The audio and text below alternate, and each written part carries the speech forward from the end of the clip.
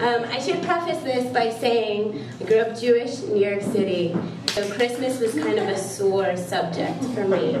Anyone else who might have experienced that, there was a lot of envy around Christmas time. And even though my friends would say, but you have 8 days, and that means 8 presents, that usually means socks, maybe some more socks, maybe a video, maybe some nuts. So 8 presents didn't necessarily mean something really exciting, and I would always look at my friends' trees and their stockings and their Christmas videos with a lot of envy. And to add insult to injury, we spent most of our winter holidays in Fort Lauderdale.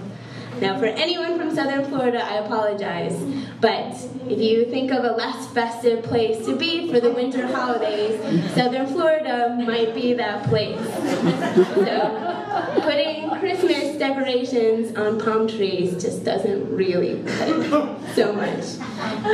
And we would always visit my grandparents, and they lived in one of those developments where all the houses are the same except the trim was like a different pastel color.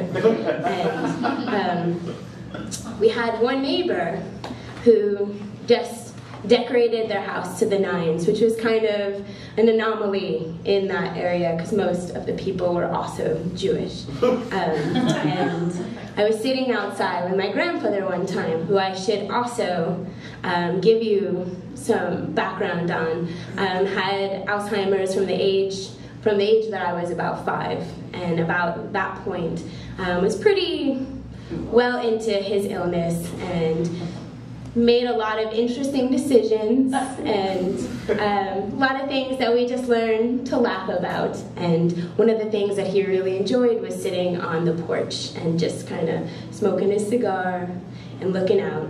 And so one time we were sitting on the porch, and the neighbor across the way had, you know, big snowman, like one of those like life-size inflatable ones. I don't know if it had a generator attached to it, but it was huge. Way more than life-size. And decorations on his palm trees. And I had left my grandfather. We'd been sitting outside, and I went inside and came back out, and my grandfather was in the neighbor's yard.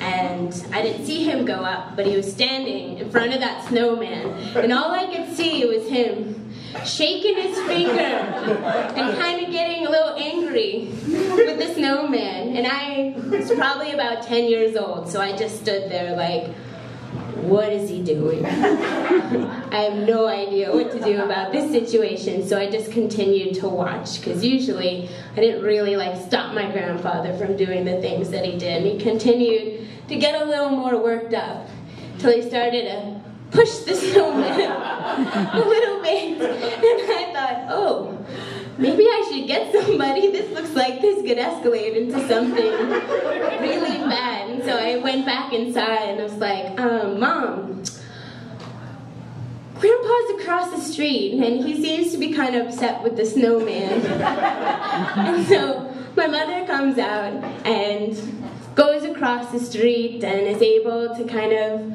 comfort my grandfather and brings him back across. And turns out, while he was sitting on the porch, he felt like the snowman had kind of looked at him a little bit funny. I can understand, it's a giant life-size snowman. And so that was that incident, and I don't think the neighbor put up the snowman again in the future.